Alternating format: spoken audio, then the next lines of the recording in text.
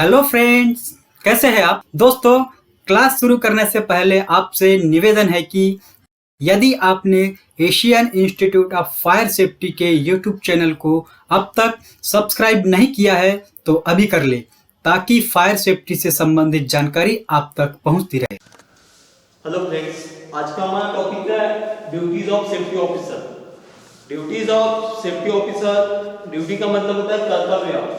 सुरक्षा अधिकारी का कर्तव्य क्या होता है कारखानों में और उसका काम क्या होता है, इसके बारे में हम लोग इस टॉपिक के माध्यम से चर्चा करेंगे। तो सबसे पहले एक सुरक्षा अधिकारी जो होता है, सेफ्टी ऑफिसर होता है, उसका काम होता है कि कारखानों के मैनेजमेंट समिति के जो भी दायित्व है, जो भी उसके नीतियां बनाई है, उसके अनुसार कार्य करना। अब सेफ्टी ऑफिसर के ऊपर में जो कार्य सौंपा गया है वो सौंपा गया है सुरक्षा, स्वास्थ्य और पर्यावरण। ये इसका जो कार्य है, जो कामगार वहाँ पे कार्यरत है कारखानों के अंदर, उनकी सुरक्षा, उनका स्वास्थ्य और उनके कार्यस्थलों पे सुरक्षित पर्यावरण बनाए रखना, इसकी जिम्मेदारी कारखानों के सेफ्टी ऑफिसर के ऊपर सौंपी गई है। तो कारखानों में सेफ्टी जो है वर्कर्स की देखना है, साथ साथ में वहाँ की जो प्रॉपर्टीज है, मतलब उपकरण है, जो संपत्ति है, उसकी भी सुरक्षा की जिम्मेदारी एक सेफ्टी ऑफिसर के ऊपर डिपेंड होती है और उसके ऊपर दी जाती है। तो अगर हम सेफ्टी ऑफिसर की और भी बात करें जैसे कि, तो जैसे कि मैनेजमेंट को कोऑपरेट करना, उनके कार्यों में उनकी जो उत्पादन के जो कार्य चला रहे थे कारखाने में, उनमें उसका सहायक रूप के तौर पे भी सेफ्टी ऑफिसर को माना जाता है। तो सेफ्टी ऑफिसर को और क्या क्या काम करने होते हैं इसके बारे में हम लोग जानेंगे। तो सबसे पहले उसका काम होता है कि सुरक्षा मतलब कामगारों के स्वास्थ्य की और उनके सुरक्षा की ध्यान रखना। तो सुरक्षा में क्या देखेंगे, तो उसका पहला जो गोल सेट होता है, उसका जो पहला जो उद्देश्य होता है वो होता है होने वाले जख्म, होने वाले एक्सीडेंट्स को रोकना। तो कारखानों के अंदर जो एक्सीडेंट्स होते हैं, दुर्घटनाएं होती है, जख्म होते हैं, वो कारखानों को एक प्रकार का धब्बा माना जाता है, कारखानों के लिए बहुत ही नुकसानदायक माना जाता है। तो ऐसे नुकसान को रोकने के लिए सेफ्टी ऑफिसर को हमेशा प्रयास करना होता है, हमेशा कोशिश करना होता है कि उसके जो कार्यस्थल है वहाँ पे किसी प्रकार की दुर्घटना या किसी प्रकार का एक्सीडेंट या किसी प्रकार की इंजुरीज ना हो, ये उसको हमेशा कोशिश करनी होती है। तो अब कोशिश करने का मतलब कि उसको देखना है कि साइड पे कौन सी वजह है या कौन से ऐसे कार्य है जिनकी वजह से दुर्घटनाएं घट सकती है या जख्म हो सकते हैं, छोटे या बड़े। ऐसे कार्यस्थलों में खास तौर पे अलग अलग प्रकार के निरीक्षण चलाए जाते हैं, अलग अलग प्रकार की ऑडिट चलाई जाती है सेफ्टी ऑफिसर के माध्यम से। समय समय पर वर्कर्स को ऑन जॉब ट्रेनिंग दी जाती है या TQ मीटिंग्स के माध्यम से वर्कर्स को वहाँ पे समझाया जाता है। तो सबसे पहला अगर हम उसके ड्यूटीज का पहला पार्ट से पहले भाग की अगर बात करें, तो पहला पार्ट होता है कि सभी कार्यस्थल का अध्ययन करके, कार्यस्थल की पढ़ाई करके, उन कार्यस्थल में किस प्रकार के खतरे हैं, वहाँ पे किस प्रकार की सावधानी बरतनी है, किस प्रकार की सुरक्षा प्रणाली अपनानी है, उसका अध्ययन करके उस वर्कर को समझाना, समझा के उस हिसाब से उनसे कार्य करने को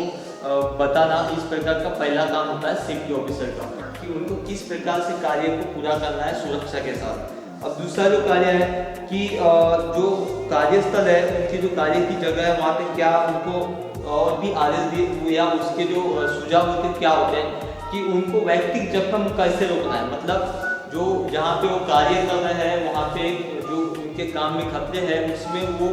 वैयक्तिक जख्मों से कैसे बचे और उनको वैयक्तिक जख्मों से बचती हुए कैसे पूरे काम करें, इसके बारे में भी सुझाव देना, सलाह देना इस सेफ्टी ऑफिसर का कार्य होता है। तो तीसरे कार्य की बात करें हम लोग, तीसरे कार्य में आ जाता है उसका कि जो भी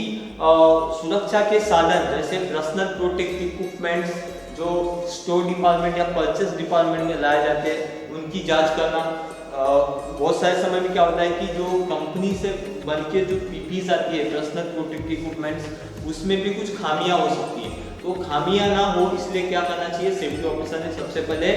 उन वर्कर्स को डिस्ट्रीब्यूट करने के पहले उन स्टोर विभाग के साथ में बातचीत करके उन सामानों की जांच करनी चाहिए तथा क्या क्या जरूरी है ऐसे आगे के आदेश भी स्टोर डिपार्टमेंट को देने का कार्य सुरक्षा अधिकारी का होता है। जैसे एग्जाम्पल में अगर समझो कि रूफ में जैसे किसी बिल्डिंग के छत पे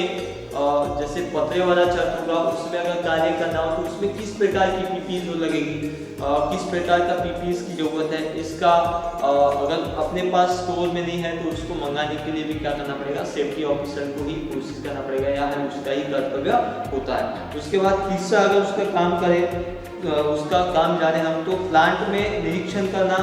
प्लांट के अंदर में जांच करना, जो भी वहाँ पे कार्यस्थल है जहाँ पे कार्य चलाए जा रहे हैं वहाँ पे जाके निरीक्षण करना, अपने खुद के लेवल पे अपने खुद के स्तर पे क्या करना, जांच करना, ये क्या होगा उसका चौथा कार्य हो गया। उसके बाद नेक्स्ट हम बात करते हैं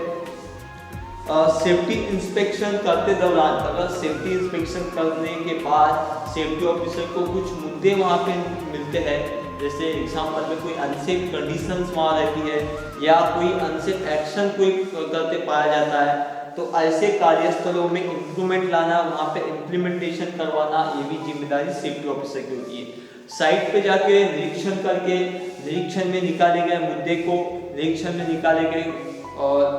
खतरे को एनालाइज करके उसमें क्या रेक्टिफाई कर सकते हैं, क्या सुधार कर सकते हैं, इसके बारे में सुझाव देना या उसकी रिपोर्ट मैनेजमेंट तक पहुंचाना, ये जिम्मेदारी होती है सेफ्टी ऑफिसर की। नेक्स्ट अगर हम बात करें नेक्स्ट पॉइंट की, जैसे कोई एक्सीडेंट या कोई प्लांट में कार्य करते दौरान उन कार्य के माध्यम से किसी कामगार को कोई बीमारी हुई है, कोई एक्सीडेंट हुआ है, तो ऐसे समय में सेफ्टी ऑफिसर को क्या करना होता है, उसकी रिपोर्टिंग तैयार करनी होती है, उसकी रिपोर्ट तैयार करनी होती है कि एक्सीडेंट किस प्रकार से हुआ, क्या वजह थी, क्या समय था, उसके बाद उसमें क्या उसकी गलती थी और क्या वो सुधार सकता था तो एक्सीडेंट नहीं होता था। ये सारी रिपोर्ट्स क्या करनी होती है, सेफ्टी ऑफिसर को तैयार करके अपने संबंधित विभाग को, उच्च स्तर के विभाग को भेजनी होती है या देनी होती है। नेक्स्ट अगर बात करें नेक्स्ट जो काम होगा सेफ्टी ऑफिसर का कर्तव्य होगा वो होगा जो उसको एक्सीडेंट का अगर समझो उसको जांच पड़ताल करने के लिए जो एक्सीडेंट दिया गया है कंपनी की ओर से, ऐसा कुछ एक्सीडेंट हो सकता है कि उसके साइड के बाद, तो ऐसे एक्सीडेंट्स की क्या करनी होती है, उसको जांच पड़ताल भी करनी होती है। अब जांच पड़ताल जो है सेफ्टी ऑफिसर से अच्छा कोई दूसरा विभाग नहीं कर सकते, क्योंकि उसको मालूमात होती है कि किस वजह से एक्सीडेंट्स हो सकता है और उसको अगर उस एक्सीडेंट के बारे में पूरी जानकारी प्राप्त हो गई या उसके बारे में पूरा अध्ययन कर लिया सेफ्टी ऑफिसर ने, तो आने वाले समय में, आने वाले जो भविष्य में जो उस प्रकार की दुर्घटना रिपीट होने से क्या कर सकता है, अपने साइट के ऊपर में एक सेफ्टी ऑफिसर रोक सकता है। तो सेफ्टी ऑफिसर को विभिन्न प्रकार के अध्ययन करना होता है, जो जैसे हम लोग बात करते हैं सेफ्टी अलर्ट की। सेफ्टी अलर्ट क्या होता है कि किसी हमारे जैसे उत्पादन करने वाले कंपनी में कोई घटना घटी है तो उस घटना का पूरा अध्ययन करना, मतलब हमारे कंपनी के अलावा दूसरे कंपनी में अगर कोई घटना घटी है, वहाँ पे कोई एक्सीडेंट हुआ है, उस एक्सीडेंट का पूरा निचोड़, मतलब उसका पूरा विवरण लेके किस प्रकार से हुआ, क्या काम कर रहा था, ऐसा सारा विवरण लेके अध्ययन करके हम क्या कर सकता है, आने वाले अपने कारखानों में या अपने कारखानों में उस प्रकार की घटना ना हो या उस प्रकार की घटना की पुनरावृत्ति ना हो, इसलिए क्या कर सकता है, कोशिश कर सकता है। एक सेफ्टी ऑफिसर ने सेफ्टी अलर्ट्स के माध्यम से भी अपने साइट्स के ऊपर में, अपने कार्यस्थल के जगहों में क्या कर सकता है, अपने कारखानों में उस प्रकार की दुर्घटना को रोक सकता है। अब उसके अलावा और भी सेफ्टी ऑफिसर्स बहुत सारे कोशिश कर सकता है, जो हिस्ट्रियल एक्सीडेंट है, जो पुराने ऐतिहासिक एक्सीडेंट्स हैं, उनका भी अध्ययन करके अपने कार्यस्थल में क्या कर सकता है, सुधार ला सकता है, इंप्रूवमेंट ला सकता है। अब नेक्स्ट पॉइंट अगर हम उसके कार्य की बात करें, कर्तव्य की बात करें सेफ्टी ऑफिसर की, तो वो है कि जो व्यावसायिक बीमारियां हैं, जो भी वहाँ पे व्यावसायिक बीमारियां घटी है, जैसे कि एग्जाम्पल में कोई ऐसा पावर या कोई हम ऐसी कंपनी ले लेते हैं जिसके में बहुत डस्ट आ रही है, डस्ट के माध्यम से तुरंत कुछ प्रभाव नहीं पड़ेगा, लेकिन कुछ दिनों बाद क्या हो सकता है, उसके फेफड़े में प्रॉब्लम्स आ सकती है, उसको और भी कोई डिसीज हो सकती है। तो ऐसे बहुत दिनों बाद होने वाले डिसीज को क्या करना चाहिए, उसने नोटिफाई करना चाहिए। अब नोटिफाई करने के बाद उसकी सूचना उसने फैक्ट्री इंस्पेक्टर को या फिर जो संबंधित हाई लेवल विभाग है उसको उसकी सूचना देनी चाहिए, ताकि उसके जैसे बाकी जो कामगार है वो भविष्य में वैसे ना हो सके। इसलिए जो भी बाद में होने वाली बीमारी है, क्रोनिक जो बीमारियां हैं उसके लिए क्या करना चाहिए, उसने हमेशा अलर्ट रहना चाहिए, उसके लिए हमेशा सावधानी बरतनी चाहिए। तो उसकी जो भी प्रोसेस है, जैसे एग्जाम्पल में जैसे वैसे जगहों में हम लोग क्या कर सकते हैं, मास्क पहन के कार्य कर सकते हैं, या अल्टरनेटिव पोजीशन में काम कर सकते हैं, या फिर ऐसा कुछ उस कार्यस्थल को बना के हम लोग कार्य कर सकते हैं, जैसे कि गीला करके, जिससे कि डस्ट ना उड़े। तो ऐसे प्रोसेस से हम लोग क्या कर सकते हैं, वहाँ पे कार्य को चला सकते हैं। मतलब सेफ्टी ऑफिसर ने हमेशा कोशिश करना चाहिए डिसीज को, प्रॉब्लम्स को खोजने की। जब तक कि प्रॉब्लम्स नहीं मिलेंगे, जब तक कि इशू नहीं मिलेंगे, तब तक कि हम इम्प्लीमेंटेशन नहीं ला सकते। इसलिए हमेशा सेफ्टी ऑफिसर ने क्या करना चाहिए, प्रॉब्लम्स को खोजने चाहिए, और होने वाले वहाँ पे बीमारियों के चांस, एक्सीडेंट्स के चांस को उसने खोज के वहाँ का पता लगा के सामने की प्लानिंग तैयार करनी चाहिए। अब नेक्स्ट हम लोग बात करते हैं जो इंडस्ट्रियल एक्सीडेंट्स है या इंडस्ट्रियल कोई भी घटना है, उसके रिकॉर्ड्स उसने मेंटेन करके रखना चाहिए। जो भी उसके साइट पे या उसके प्लांट में जो भी घटनाएं घटी है, जो एक्सीडेंट्स हुए हैं, जो दुर्घटनाएं हुई है, या जो व्यवसाय से संबंधित कोई बीमारी हुई है, उसका रिकॉर्ड्स उसने तैयार करके रखना चाहिए। वो रिकॉर्ड भविष्य के लिए उसके क्या आ सकता है, कार्य के उसके काम में आ सकता है, या प्लांट के काम में आ सकता है। इसलिए हर एक्सीडेंट्स, हर घटना, जैसे कि नियर मिस हो, कोई इंजरी हो, या कोई एक्सीडेंट हो, या कोई इंसिडेंट हो, ऐसे सारे घटनाओं का उसने रिकॉर्ड तैयार करके रखना चाहिए। तो नेक्स्ट अगर हम बात करते हैं, उसने अपने जो भी संबंधित विभाग है, जैसे स्टोर विभाग है या क्वालिटी कंट्रोल विभाग है, या फिर कोई सीमेंट प्लांट वाला विभाग है, उससे संबंधित जो भी विभाग है उसके साथ में उसने अच्छे संबंध रखना चाहिए। संबंध के साथ साथ में उनके साथ में और भी ऐसे चर्चाएं करनी चाहिए जो उनका संबंध काम से हो रहा हो। तो उससे क्या हो सकती है, उसको बहुत सारी सहायता प्राप्त हो सकती है। साथ में अगर उसके अच्छे संबंध होंगे तो क्या कर सकता है, कॉम्पियन मीन्स उसमें कुछ ऐसी प्रतियोगिताएं चला सकता है, कॉम्पियन चला सकता है, जो सुरक्षा को लेकर हो सकते हैं। तो ऐसे विभिन्न प्रकार के आयोजन करने से, कॉम्पियन चलाने से, प्रतियोगिताएं चलाने से वो विभागों के कामगारों के अंदर, कर्मचारियों के अंदर सुरक्षा जानकारी आएगी, और साथ में उनके माध्यम से अगर सुरक्षा से कार्य चलाया जाए तो उसके प्लांट में क्या होगी, दुर्घटना का जो अनुपात है वो ऑटोमेटिक कम होने लगेगा। तो इस प्रकार के कोशिश या इस प्रकार के कार्य जो है वो सेफ्टी ऑफिसर के माध्यम से किए जाते हैं या किए जाने चाहिए। नेक्स्ट अगर बात करते हैं हम लोग, उन्हें समय समय पे अपने कामगारों को प्रशिक्षण, शिक्षा या फिर ऐसे विचार विमर्श वाले कार्यक्रम चलाते रहना चाहिए, ताकि कामगारों को, कर्मचारियों को नई आधुनिक ऐसी जानकारी मिल सके कार्यों के बारे में, और जो उसको विस्तृत रूप से वो कार्य को समझ सके। इसलिए क्या करना चाहिए, उसने समय समय पे ट्रेनिंग्स का आयोजन करना चाहिए, 3Q मीटिंग्स का आयोजन करना चाहिए, टूल बॉक्स ट्रेनिंग का आयोजन करना चाहिए, ताकि उनको अत्याधुनिक जानकारी प्राप्त हो सके और वो अपने कार्यस्थल में सुरक्षा से कार्य कर सके और अपने स्वास्थ्य को ध्यान में रखते हुए कार्य कर सके। जैसे सेफ्टी ऑफिसर का प्राइमरी जो काम होता है, जब वो कार्यस्थल पे जब जाता है शुरुआती तौर पे, या जब उसकी दिन की जब शुरुआत होती है, तो उसने सबसे पहले क्या करना चाहिए, सेफ्टी ऑफिसर ने उस कार्यस्थल पे जाके